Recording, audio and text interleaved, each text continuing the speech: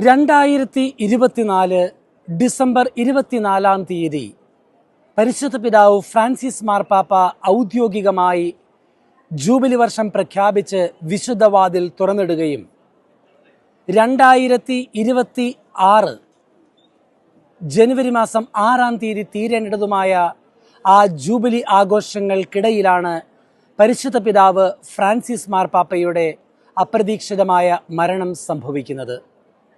ഇത് ചരിത്രത്തിൽ ആദ്യമായിട്ട് സംഭവിക്കുന്നതല്ല. 1700 ക്ലെമന്റ് 12 മാർപ്പാപ്പ ഇതുപോലെ ജൂബിലി വർഷം അനൗൺസ് ചെയ്യുകയും എന്നാൽ അത് പൂർത്തിയാക്കുവാൻ സാധിക്കാതെ ആ വർഷം സെപ്റ്റംബർ 27 മരണപ്പെടുകയും ചെയ്ത ചരിത്രം തിരുസഭയിലുണ്ട്. അന്ന് ആ മാർപ്പാപ്പ മരണപ്പെട്ട് സേദെ വെക്കാന്തേ അല്ലെങ്കിൽ മാർപ്പാപ്പ ഇല്ലാത്ത ആ കാലഘട്ടത്തിൽ ഓർമ്മപ്പെടുത്തലുമായി ഒരു പുതിയ കൊയിൻ വത്തിക്കാൻ അന്ന് പുറത്തിറക്കിയിരുന്നു. ആ കൊയിനിൽ ഇപ്രകാരമാണ് കണ്ടത്. അതിൽ പരിശുദ്ധാത്മാവ് ഇറങ്ങി വരുന്ന ഒരു ചിത്രവും അതിനടിയിൽ യോഹന്നാൻ്റെ സുവിശേഷത്തിൽ നിന്നും എഴുതപ്പെട്ട ഒരു വചനവും ഉണ്ടായിരുന്നു. അതിതായിരുന്നു: ഞാൻ നിങ്ങളെ അനാഥരായി വിടുകയില്ല.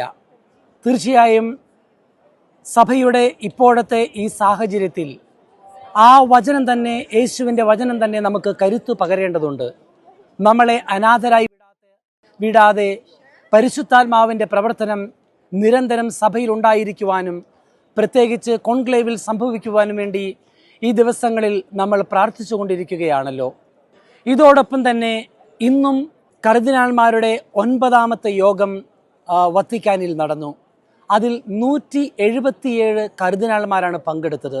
കാലത്ത് 9 മണിക്ക് ആരംഭിച്ച യോഗം പ്രാർത്ഥനയോടുകൂടി നടക്കുകയും വിവിധ വിഷയങ്ങളെക്കുറിച്ച് അവർ ചർച്ച നടത്തുകയും ചെയ്തു.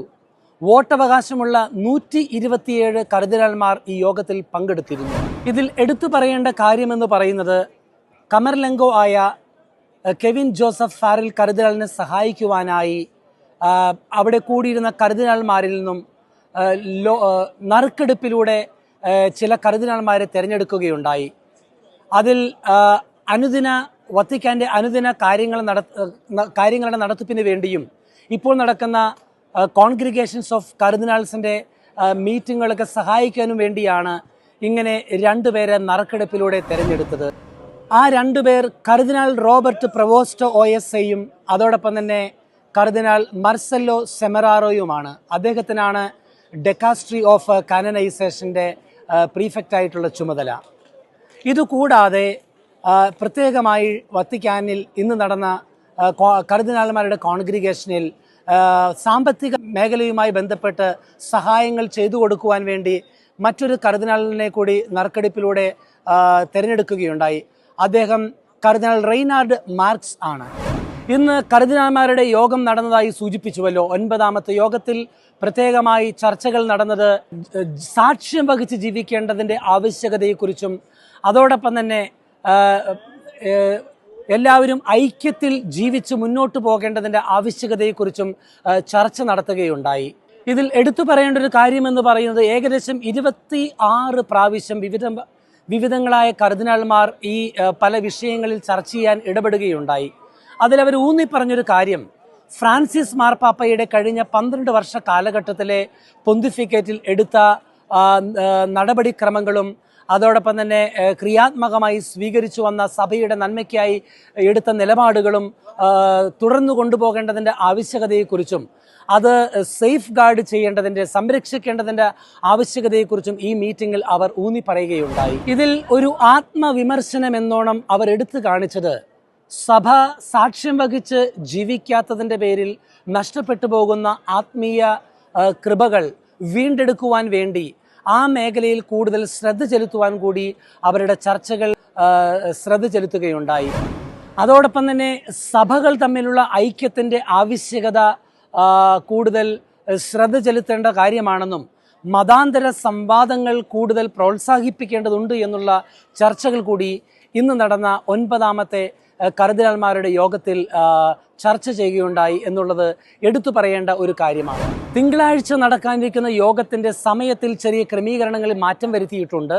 അത് കാലത്ത് 9 മണി മുതൽ 12 വരെയും വൈകിട്ട് നടക്കുന്ന മീറ്റിംഗ് എന്ന് പറയുന്നത് വൈകിട്ട് 5 മണി മുതൽ 7 മണി വരെ ആയിരിക്കുമെന്നും അവർ വ്യക്തമാക്കിയിട്ടുണ്ട്. മറ്റൊരു കാര്യം എടുത്തു പറയാനുള്ളത്, മെയ് മാസം മാതാവിൻ്റെ വണക്കമായ മാസമായതുകൊണ്ട് തന്നെ മാതാവിൻ്റെ മാധ്യസ്ഥം അപേക്ഷിച്ചുകൊണ്ട് എല്ലാ ശനിയാഴ്ചകളിലും സെയിൻറ്റ് പീറ്റേഴ്സ് ബസിലിക്കയിൽ വൈകുന്നേരം ജപമാല പ്രാർത്ഥന ഉണ്ടായിരിക്കുമെന്ന് കർദിനാൾമാരുടെ ഡീൻ പ്രത്യേകമായിട്ട് വ്യക്തമാക്കിയിട്ടുണ്ട്.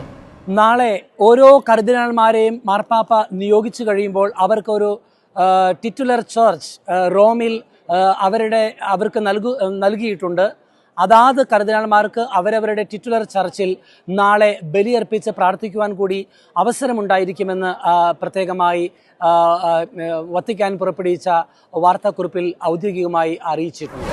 കാസ സാന്ത മാർത്തയിൽ നടന്നു വരുന്ന റെനോവേഷൻ വർക്ക് അത് പുരോഗമിക്കുകയും അത് എല്ലാവർക്കും കർദിനാൾമാർക്ക് തിരിച്ചു വന്ന് താമസയോഗ്യമാകുന്ന വിധത്തിൽ എല്ലാം ക്രമീകരിച്ചിട്ടുണ്ട്.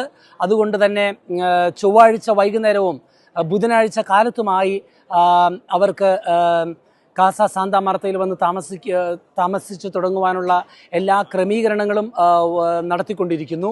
ഇതിൻ്റെ പൂർണ്ണമായ വർക്കുകൾ മെയ് 5-ാം തീയതിയോടുകൂടി പൂർത്തിയാകുമെന്നാണ് വ്യക്തമാക്കിയിരിക്കുന്നത്. ഏതായിരുന്നാലും വത്തിക്കാൻ സ്ക്വയറിൽ ഈ ദിവസങ്ങളിൽ തീർത്ഥാടകരുടെ തിരക്ക് തന്നെയാണ്. അവർ പതിവ് പോലെ മുൻകൂട്ടി നിശ്ചയിച്ചിരിക്കുന്ന ജൂബിലി തീർത്ഥാടനവുമായി സെയിൻറ്റ് പീറ്റേഴ്സ് ബസിലിക്കയുടെ ഹോളി ഡോർ കയറി പ്രാർത്ഥനാപൂർവം അവർ തീർത്ഥാടനങ്ങൾ പങ്കെടുത്തുകൊണ്ടിരിക്കുന്നു.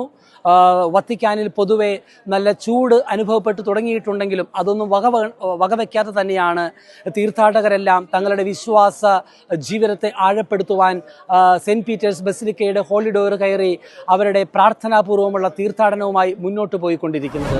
ഏതായിരുന്നാലും ബുധനാഴ്ച 7-ാം തീയതി കാലത്ത് 10 മണിക്കാണ് പ്രോ എലിജന്റെ റൊമാനോ പൊന്തിഫിച്ചെ ദിവ്യബലി നടക്കാൻ പോകുന്നത്. അതായത് മാർപ്പാപ്പയെ തിരഞ്ഞെടുക്കുന്നതിന് മുന്നോടിയായി ഔദ്യോഗികമായി കോൺക്ലേവ് ആരംഭിക്കുന്ന 7-ാം തീയതി 10 മണിക്ക് സെയിൻറ്റ് പീറ്റേഴ്സ് വത്തിക്കാനിൽ വെച്ച് ദിവ്യബലി അർപ്പണം ഉണ്ടായിരിക്കുന്നതാണ്. അതോടുകൂടി ഔദ്യോഗികമായി കോൺക്ലേവിൻ്റെ ആരംഭം കുറിക്കുകയാണ്. തുടർന്നുള്ള ദിവസങ്ങൾ നമ്മൾ കാത്തിരിക്കുകയാണ് പ്രാർത്ഥനയോടുകൂടി അടുത്ത മാർപ്പാപ്പ ആരായിരിക്കുമെന്ന്. ഏതായിരുന്നാലും 267-ാമത്തെ മാർപ്പാപ്പ ആരായിരിക്കുമെന്ന് ഉള്ളത് ദൈവം മുൻകൂട്ടി നിശ്ചയിച്ച പ്രകാരം സംഭവിക്കട്ടെ എന്ന് നമുക്ക് പ്രാർത്ഥിക്കുകയും ആഗ്രഹിക്കുകയും ചെയ്യാം. വത്തിക്കാൻ സ്ക്വയറിൽ നിന്നും ഗുഡ്നസ് ടെലിവിഷന് വേണ്ടി ഫാദർ ജോജി പോളിനോടൊപ്പം ഫാദർ ജോബി പോൾ.